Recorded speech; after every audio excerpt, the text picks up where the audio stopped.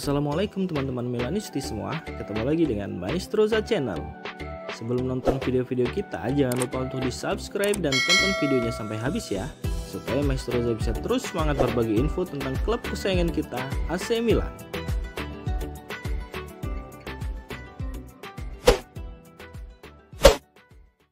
Mauro Icardi tak masuk skema Paris Saint-Germain untuk musim 2023-2024. PSG memilih untuk melepasnya saja di musim panas 2023. PSG dikabarkan telah mengambil langkah dengan menawarkan Icardi ke AC Milan. Namun Rossoneri mengambil keputusan untuk tidak menerima tawaran tersebut karena dianggap terlalu mahal.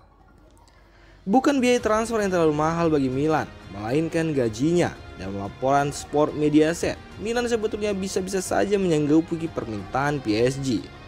Raksasa Likuan itu meminta mahar di kisaran 15-20 juta euro, angka yang sebetulnya masih dalam jangkauan Milan. Namun gaji Icardi yang saat ini di angka 7 juta euro per tahun, itulah yang jadi masalah. Bagi Milan, gaji sebesar itu bakal sangat membebani klub. Angka tersebut jelas akan naik ketika Icardi pindah ke klub baru. Jika Milan saja tidak menyanggupi gajinya yang sekarang, apalagi kalau sampai naik. Bahkan gaji Leo sendiri sedikit di bawah gaji Icardi. Leo menerima gaji di angka 6,5 juta euro per tahun dalam kontrak barunya. Gaji sebesar itu pun baru bisa difinalisasi setelah melalui pertimbangan yang masak-masak oleh para petinggi Milan. Sebenarnya jika Icardi bisa menunjukkan ketajamannya lagi ketika pindah, mungkin gaji tersebut tidak akan terlalu mahal. Lihat saja di Galatasaray sepanjang musim 2022-2023, Icardi melesakkan 23 gol dan 8 umpan gol dari 26 laga. Icardi juga punya rekor mentereng di laga Italia saat masih jadi penggawa Inter Milan. 124 gol dicetaknya dalam 219 laga. Keputusan ada di tangan Milan saat ini tentunya.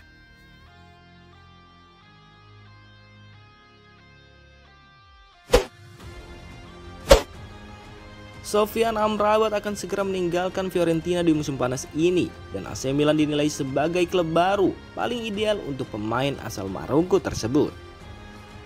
Setelah menjalani Piala Dunia 2022 Qatar yang sangat sukses bersama timnas Maroko, nama Sofyan Amrabat tiba-tiba masuk dalam radar beberapa klub besar. Bahkan hal ini sudah terjadi sejak bursa transfer Januari kemarin. Hal yang sama terjadi di musim panas ini, di mana beberapa klub sudah memantau situasi Amrabat, termasuk AC Milan yang baru saja kehilangan Sandro Tonali yang dijual ke Newcastle United dengan harga sekitar 80 juta euro. Menurut La Nazione, seperti yang dikutip oleh Firenze Viola, Presiden Fiorentina Rocco Commisso sudah mengetahui kabar tentang ketertarikan banyak klub Eropa terhadap pemainnya tersebut, dan dia pun tidak ingin menahan kepergiannya. Namun untuk bisa membawa keluar Amrabat dari Artemio Franchi, pengusaha asal Amerika tersebut meminta biaya transfer senilai 30 juta euro dalam bentuk uang tunai. Untuk memulai proses negosiasi pemain bintang asal Maroko tersebut, Milan dilaporkan telah memulai kontak dengan perwakilan sang pemain dan pembicaraan lebih dalam diperkirakan baru akan dilakukan dalam beberapa minggu mendatang. Untuk saat ini kemungkinan besar Rossoneri hanya akan melihat situasi untuk melihat apakah kesepakatan mungkin terjadi atau tidak. Di samping itu, Milan juga lebih memprioritaskan negosiasi dengan Valencia untuk Yusuf Musah.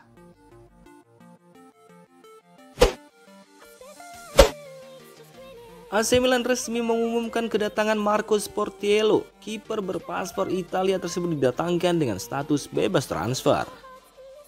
Sejak Januari kemarin, AC Milan sudah mencapai kesepakatan untuk merekrut sang kiper secara cuma-cuma. Kiper berusia 31 tahun itu resmi habis kontak dengan Atalanta pada tanggal 30 Juni ini, sehingga Milan pun bisa merekrutnya secara gratis. Dan setelah sepakat secara pribadi sejak 6 bulan silam, klub pun hari ini pada akhirnya bisa mengumumkan transfer Sportiello secara resmi ke publik. AC Milan dengan senang hati mengumumkan kedatangan Marco Sportiello. Jika gawang asal Italia telah menandatangani kontrak dengan klub hingga 30 Juni 2027. Begitu bunyi pernyataan resmi Rossoneri. Lahir pada tanggal 10 Mei 1992, Sportiello merupakan jebolan Akademi Atalanta dan telah bermain untuk Seregno, Poggibonsi, dan Carpi. Di Januari 2017, ia pindah ke Fiorentina dan bermain sebanyak 39 kali di sana. Dilanjutkan dengan kepindahan ke Frosinone di musim 2018-2019, di mana ia tampil sebanyak 36 kali. Jelang musim 2019-2020, ia lalu pulang lagi ke Atalanta dan menambah koleksi penampilan untuk klub masa kecilnya menjadi 136 laga. Marco Sportiello nantinya bakal diplot oleh Milan untuk menjadi deputi bagi Mike Mignon. Kebetulan slot kiper cadangan Milan sendiri memang tengah kosong. Setelah dua kiper senior yaitu Ciprian Tatarusanu dan Antonio Mirante kontraknya telah selesai akhir Juni ini. Sportiello lalu mendapat nomor punggung 57 sama dengan nomor yang dulu ia kenakan bersama Atalanta. Setelah menyelesaikan proses negosiasi dengan Chelsea untuk Ruben Loftus-Cheek, AC Milan masih akan mengejar tanda tangan Yunus Musa dari Valencia. Menurut laporan terbaru, Geoffrey Moncada dan Giorgio Forlani telah berhasil melanjutkan proses negosiasi yang dibangun oleh Paolo Maldini dan Ricky Massara untuk gelandang tengah Ruben Loftus-Cheek. Pemain asal Inggris tersebut dipastikan akan meninggalkan Chelsea dengan bandrol 16 juta euro plus 4 juta euro dalam bentuk bonus. Prosesnya sendiri kemungkinan besar akan selesai pekan ini. Setelah mengamankan tanda tangan Loftus-Cheek, menurut Anto Vitello, Moncada akan langsung terbang ke Spanyol untuk memulai proses negosiasi dengan Valencia terkait Yunus Musa. Pemain berusia 20 tahun tersebut masih memegang paspor Italia dan ia bisa bergabung dengan Rossoneri tanpa mengurangi kuota jatah pemain non-Uni Eropa. Tidak hanya itu, Musa yang awalnya dibanderol dengan harga 30 juta euro kemungkinan besar harganya akan diturunkan, mengingat saat ini klub La Liga tersebut sedang butuh uang jelang musim panas ini. Masih harus dilihat apakah kedua belah pihak akan mencapai kata sepakat dalam waktu dekat ini atau tidak. Namun yang jelas kemajuan proses negosiasi untuk Musa sudah mulai berjalan.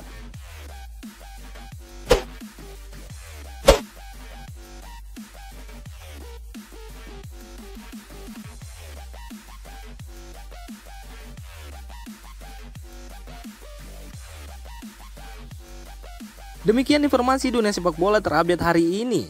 Untuk kamu yang gak mau ketinggalan seputar informasi sepak bola Eropa, silahkan like, subscribe, dan share video ini.